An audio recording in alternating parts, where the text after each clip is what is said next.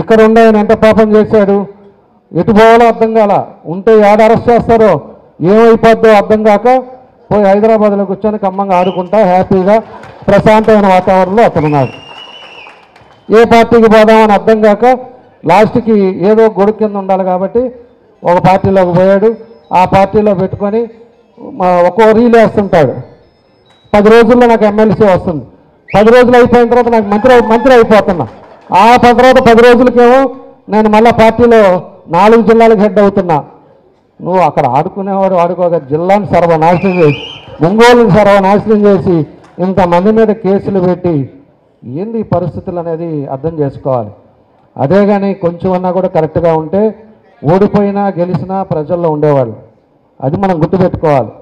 5 సంవత్సరాలు ఇవాళ నేను మంత్రిగా ఉన్నాను, నేను ఎమ్మెల్యేగా ఉన్నానని విర్రవీగితే ఊరు వదిలిపెట్టి వెళ్ళే పరిస్థితులు, ఇవన్నీ కూడా ఒక లెసన్ అని చెప్పి కూడా ఆయన గురించి మాట్లాడాల్సి వచ్చి మాట్లాడుతున్నా.